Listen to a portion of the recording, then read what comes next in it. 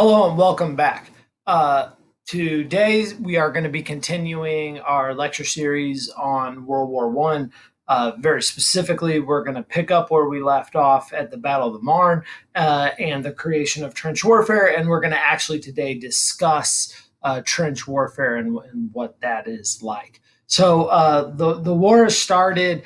The French have stopped the German advance with the help of the British Expeditionary Force, but the British are in some trouble here. They only have about 150,000 soldiers. The Germans have 3.5 million. The French will eventually get to about 3 million. And, only having 150,000 soldiers, that's not going to be enough. And so they've got to start a campaign to try to encourage men to enlist in the war. And they bill it as an adventure. And so, it's your, patriotic duty building up, again, it's a result of nationalism and, social Darwinism and the idea that your ethnicity or race is how you should define yourself. And you should fight for your, ethnic group's superiority in the world. It's going to be this grand adventure. It'll because your ethnic group or race is superior. It should be an easy war. It should be over by Christmas. And so they're trying to make up for the fact that they hadn't started conscription before the war started. So they're just trying to get as many soldiers as they can. They say, hey, it'll be a fun time. It'll be a lark. That's what that means. And that the war will be over by Christmas. But, considering what happened at the Battle of Marne and the fact that we now have trench warfare essentially is a war of attrition that you win by wearing down your opponent.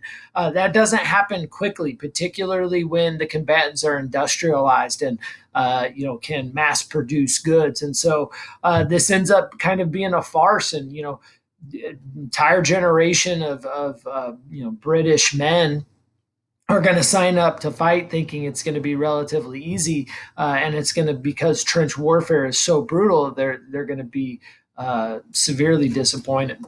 So what is trench warfare? Well, it's just static lines of combatants. So, like we said in previous lectures, you'll have the Germans on one end and the French on another, dug in, essentially, in trenches within the ground.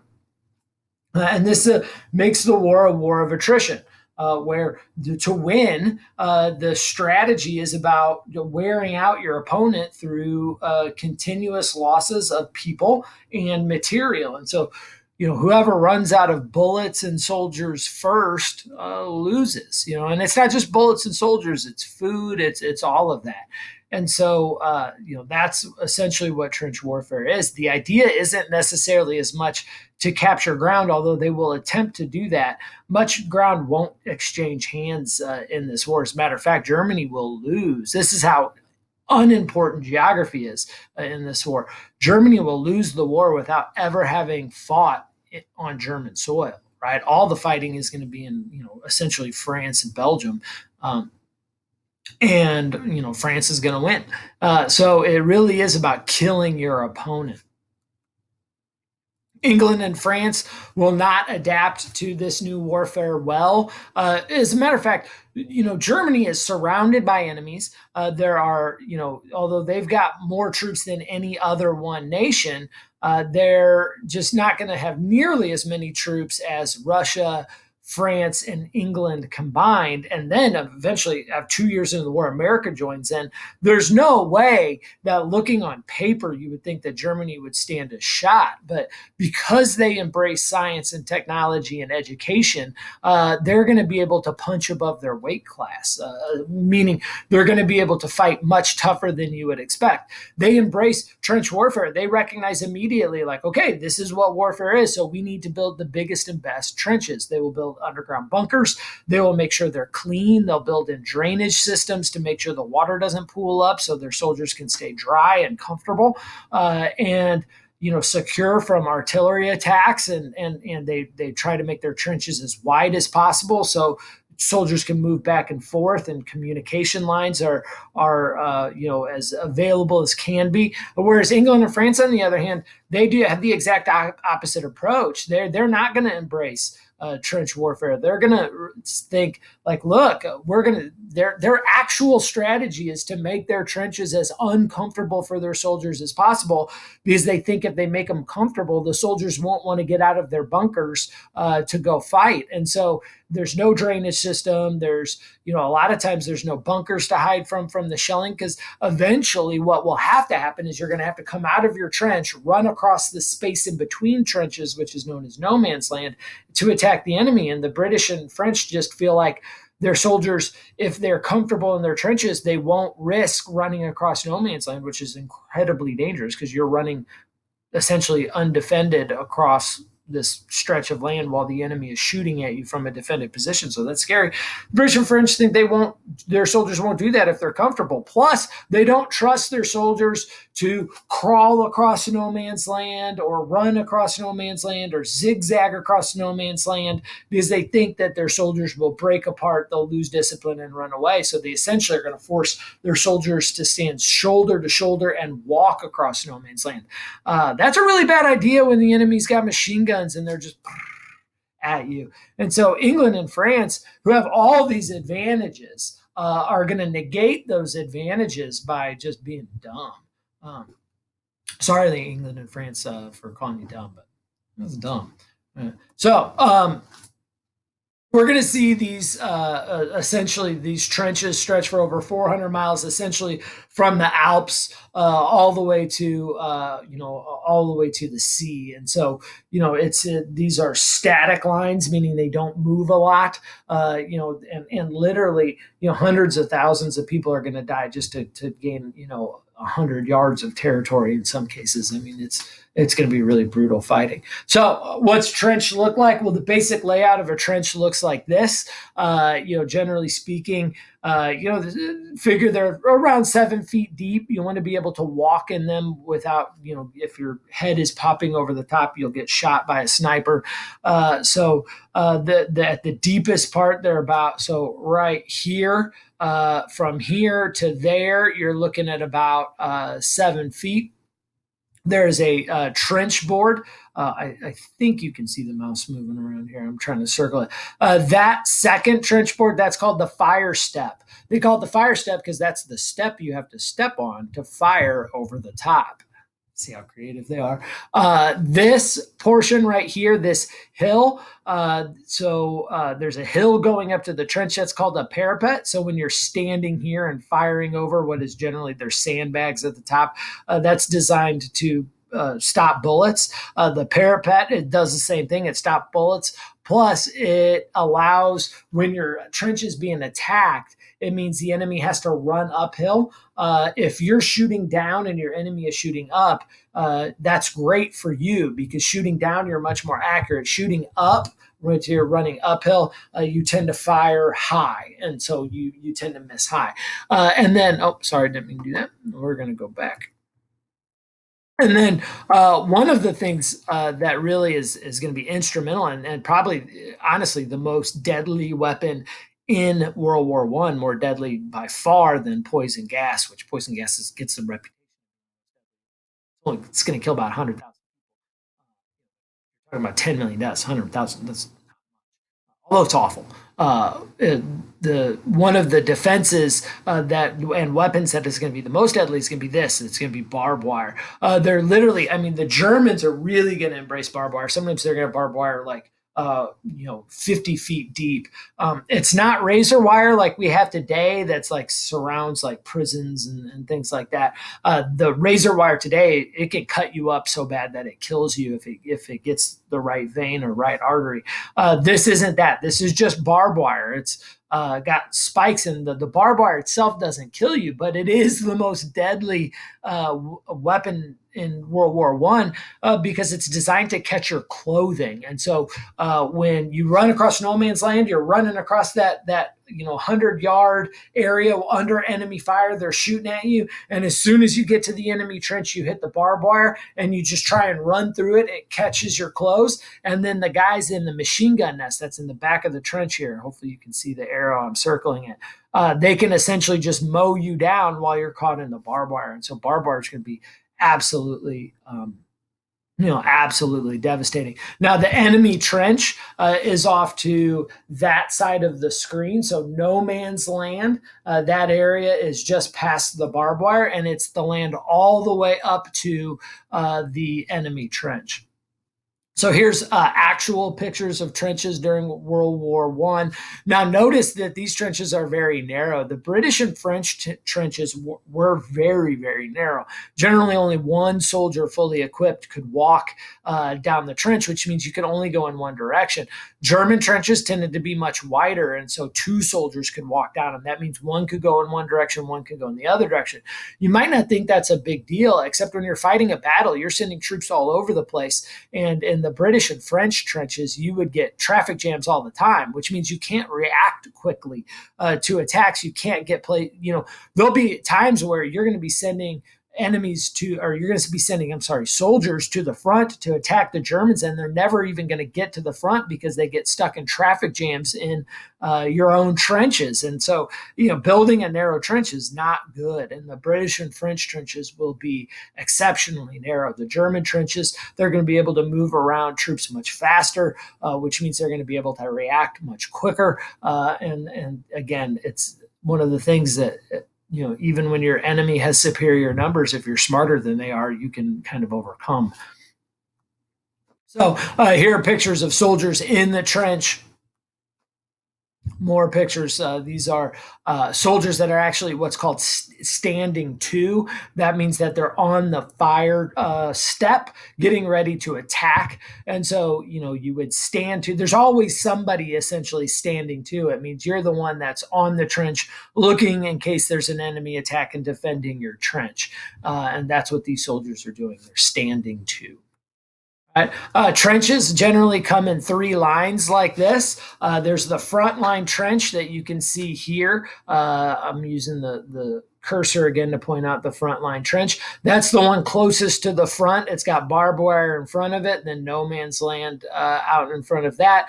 Frontline trench, that's what you think of when you think of trench warfare. That's where most of the fighting is done. There's dugouts there for temporary shelter, but they tend to be smaller. Then you have your second trench, your support line trench.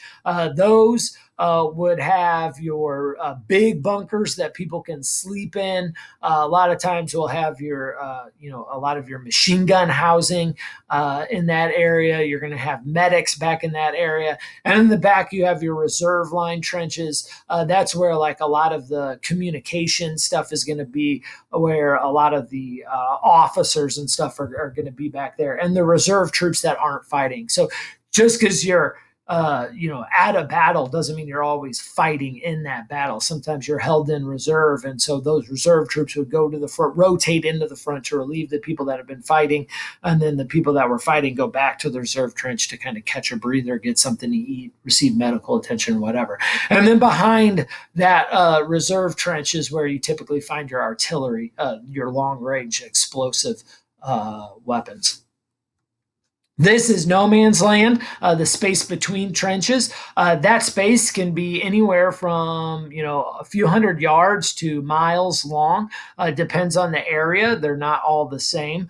Generally speaking, they do look like this. However, if there were trees in them to begin with, there aren't once the war commences because the artillery just blows them up. Generally speaking, it is a muddy nightmare because artillery is raining down on the dirt, exploding in the dirt as the enemy attacks. When you explode dirt, right, it becomes really loose, fine dust. And then, we're talking about fighting in Northern Europe where there's a lot of rain.